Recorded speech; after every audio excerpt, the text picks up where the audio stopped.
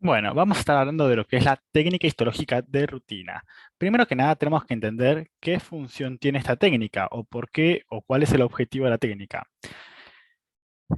En sí, es poder obtener justamente a partir de un tejido, por ejemplo, no sé, tenemos un paciente que tiene algún problema pulmonar, un problema respiratorio, no sabemos exactamente qué es, tenemos una sospecha de que puede ser X enfermedad, entonces nosotros queremos poder estudiar ese tejido. ¿Cómo lo podemos estudiar? Bueno, digamos, mediante, por ejemplo, esta técnica, donde vamos a estar observando sus diferentes células de este tejido y poder, digamos, realizar este diagnóstico. En esta materia puntual no vamos a tener que hacer diagnósticos de, por ejemplo, una enfermedad, pero sí tenemos que saber distinguir qué tipo de tejido u órgano es. Si bien esta clase puntualmente no se basa en esto, sí se basa en el estudio que permite observar y hacer el diagnóstico de qué tejido u órgano estamos observando. Entonces, nosotros lo que queremos hacer es, a partir de un tejido que, por ejemplo, le sacamos a un paciente con una biopsia, poder hacer todos los pasos necesarios para poder llegar a visualizar en un microscopio y que se vea algo y que tenga algún sentido las cosas que veamos. Así que bueno, en sí el objetivo de la técnica es poder observar una muestra a la cual visualizar y estudiar, pero para eso debemos hacer una serie de pasos. Y esto es lo importante, lo que suelen hacer en preguntas de exámenes orales o de choice, que son los diferentes pasos. Bueno, primero que nada tenemos que hacer la obtención de la muestra, es decir, digamos, si vamos a poner algo en el microscopio, tenemos que poner algo en el microscopio justamente como estoy diciendo. ¿Y cómo obtengo ese algo? Bueno, hay dos métodos principales. Una biopsia, que es de un órgano vivo, por ejemplo, no sé, ha pasado, por ejemplo, en el caso de mi madre, que ella tenía una enfermedad pulmonar, por eso di justamente ese ejemplo anteriormente, y la llevaron a un quirófano y le sacaron una piecita muy pequeña del pulmón para poder estudiarla. O si no existe la necropsia, que es justamente, digamos, en un cadáver, justamente, digamos, post-mortem, que se hace, digamos, la obtención de la muestra. Por ejemplo, en un estudio, digamos, forense de, bueno, ¿por qué murió este paciente?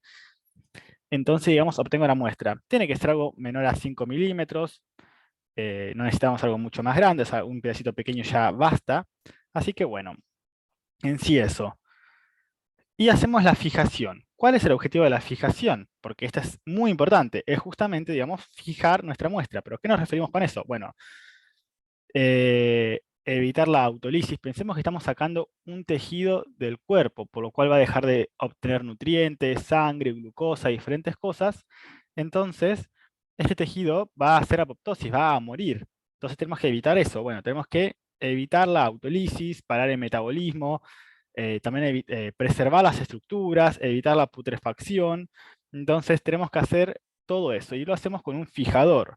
Pero también el fijador tiene que tener características como tener un pH neutro, no extraer componentes ni agregar componentes en sí. Así que bueno, lo puedo hacer por ejemplo por congelación, que esto más que nada se hace para poder estudiar grasas, con calor, que se hace para estudiar por ejemplo líquidos como la sangre o una punción, por ejemplo, bueno, una punción en general. O puede ser químicos, que es el que más vamos a estudiar, que es con el formaldehído o el formol, que es bien conocido. Así que bueno, así que principalmente eso. Lo que hacemos en sí es que no se pudra y que ya deje de hacer su metabolismo normal, digamos, para que no haga la autólisis, para que no haga apoptosis. Bueno, continúo. Nosotros tenemos que, esa muestra que tenemos, por ejemplo, para así decirlo, ese bloquecito de muestra que obtuvimos, poder ponerlo en un portaobjetos, que es un cuadradito de cristal. Pero yo para poder ponerlo en un portaobjetos, necesito que esta pieza, digamos, esté cortada, digamos, y tenga un tamaño que pueda entrar acá. Para poder cortarlo, necesito que esto esté duro. Y para ponerlo duro, lo hacemos con parafina, que es en esta fase de inclusión. El tema que la parafina es como, es una grasa, es una cera, como justamente las ceras de las velas. Bueno, algo similar. ¿Y qué característica es muy importante de las grasas? Ser hidrofóbicas, así que no puede haber agua en nuestra muestra. Entonces necesito deshidratarla, hacer una deshidratación. ¿Cómo hago la deshidratación? Bueno, lo hago pasando mi muestra por diferentes tarros, en diferentes bowls, donde tengo concentraciones de alcohol creciente. Por ejemplo, acá 70%, 80, 96, 100%. Y con esto, digamos, voy haciendo que se vaya deshidratando. Después, si bien le hago un pasaje a esta muestra, después de la del 100% en sileno o tolueno para desplazar y quitar el alcohol de nuestra muestra, en sí el objetivo principal de la deshidratación es eso, ir pasándola por concentraciones crecientes que la deshidratan. Piensen en el ejemplo de qué pasa cuando estamos en una fiesta o en un bar y estamos bebiendo. ¿Por qué nos ponemos medios estúpidos, por así decirlos? Si bien tiene que ver también con enzimas y diferentes cosas, también una de las características muy importantes del alcohol es que nos deshidrata. Entonces, justamente por eso, si bebemos mucha agua, digamos, se nos va un poco esa borrachera. Bueno, ya deshidratando mi muestra, la hago una inclusión. ¿Qué es la inclusión? Bueno, tengo que parafinar mi muestra, pasarla por parafina. Es eso, en sí, acá está escrito parafina.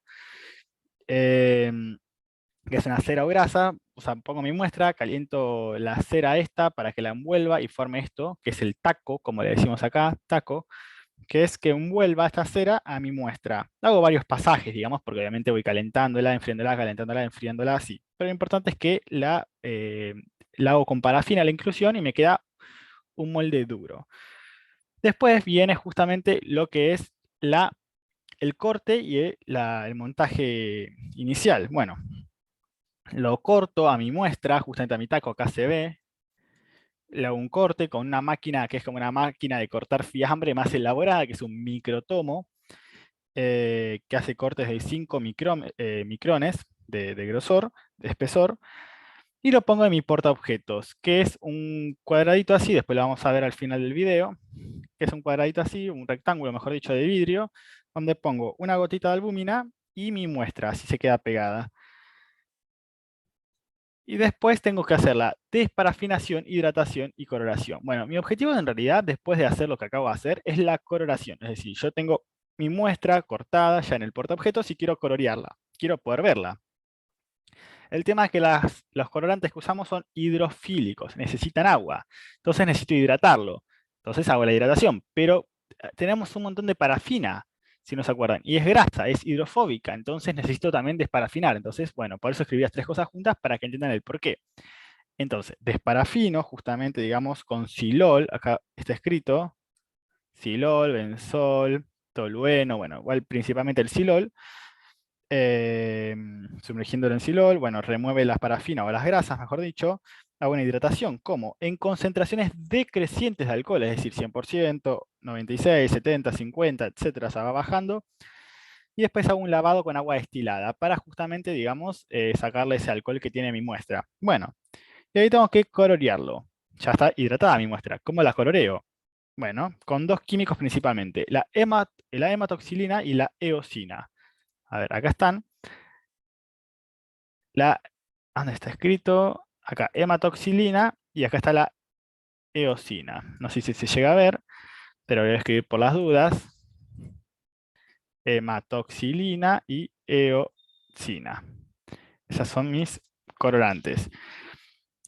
Bueno, primero justamente hago un pasaje, digamos, por hematoxilina, o sea, mi muestra la pongo más o menos 3 minutos en hematoxilina, hago, digamos, 15 minutos la paso por agua de grifo, agua normal, y después la paso por eosina un par de segundos.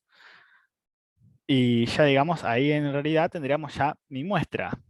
Entonces, ¿cuál es en sí la teoría de por qué se colorea, por qué algunas cosas, por qué usamos dos químicos? Eso es la parte quizás más complicada, así que por eso me detengo en eso.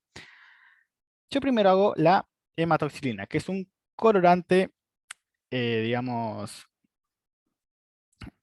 ¿cómo lo puedo explicar? A ver, justamente la hematoxilina es un colorante básico. Eso quiero que lo recuerden. A ver, vamos a escribirlo de esta forma. Hematoxilina, colorante básico. Y eosina, colorante ácido. Y aquí quiero que recuerden algo. Esa frase que quizás escucharon de niños alguna vez, los opuestos atraen. Bueno, nosotros en nuestra célula vamos a tener diferentes componentes, componentes ácidos y componentes básicos. Así que el colorante básico, que es la hematoxilina, ¿a qué se va a unir? A los componentes o sustancias ácidas que tengamos en nuestra célula. ¿Y qué hay más ácido que el ADN y el ARN? Pensemos que se llama ácido desoxirribonucleico. Así que el ADN es un ácido y también el ARN. Entonces los núcleos se van a teñir de hematoxilina. ¿Y la hematoxilina qué color tiene? Violeta. Son esos puntitos, esos círculos violetas que vemos como acá, acá, bueno, hay un montón. Esos círculos son núcleos de diferentes células. Así que cada circulito, cada pelotita violeta es un núcleo, justamente. Y la eosina se va a unir, digamos, con proteínas, que son más tirando a básicas, tienen un pH menor, tienen un pH de 4 más o menos. Entonces, al ser básicas, se van a unir a la eosina. Entonces, por ejemplo, esto es citoplasma, pensemos que el citoplasma tiene un montón de proteínas diferentes, así que bueno, por eso se ve más rosa. Sé que quizás no son los mejores colores del mundo, pero bueno, pues son bastante similares, violeta y rosa, pero hay que acostumbrarse que así es la materia y eso. Entonces, un colorante ácido como la eosina justamente libera protones que los van a recibir, se van a unir, digamos, a las proteínas. Y las proteínas van a, como son básicas, van a aceptar estos protones. Eh, Así que bueno, en sí es eso lo importante. Y vamos a continuar con la última partecita. Ya después de hacer la correlación, como dice acá, tengo que hacer una deshidratación. ¿Por qué? Porque no me quiero que me quede agua, digamos, en mi muestra, que me puede tener algún germen o algo y que me la pudra. Yo quiero que mi muestra quede, digamos, por muchos años. O que pueda estudiarla, digamos, si quiero hoy, en una semana, en un mes, lo que sea. Y que mi muestra esté bien conservada. Entonces tengo que deshidratarla para sacarle, digamos, la posible agua que tenga. Y ¿cómo se deshidrata? Bueno, justamente aumentando concentraciones de alcohol, como ya vimos varias veces, y después hago el montaje final. ¿Cómo? Bueno, acá tengo mi portaobjetos, que es el que está abajo, que es más grande. Tengo mi muestra, le pongo una gotita de bálsamo de Canadá y pongo el cubre objeto, que es un cuadradito más chiquitito, por encima. Entonces me queda como un rectángulo, mi muestra, y un cuadradito chiquito arriba. Todo de cristal. Y esto yo ya lo puedo poner en mi microscopio y poder observarlo. Entonces yo ya tengo una muestra donde yo ya, por ejemplo, vería esto, así como se ve en esta imagen, y podría decir, bueno, subiendo qué tejido es, sabiendo, digamos, por ejemplo, qué estoy buscando, porque esto se hace ya con una idea en sí, cuando un médico hace una biopsia, no es que la hace por hacer, sino que, bueno, está buscando alguna enfermedad, algún cuadro o algo puntual, entonces es como, bueno, se hace su diagnóstico. Así que, bueno, en sí eso. Sepan que esto es la técnica histológica de rutina, tienen que entender los pasos, su orden, quizás acá yo fui más a detalle, pero tienen que saber, bueno, ¿por qué se hace una deshidratación antes de una inclusión? Si te pregunto eso, y bueno, vos decís, la inclusión se hace con parafina, y yo hago la deshidratación porque justamente es hidrofóbica la parafina, por ser una grasa osera. Y entonces van cosas así.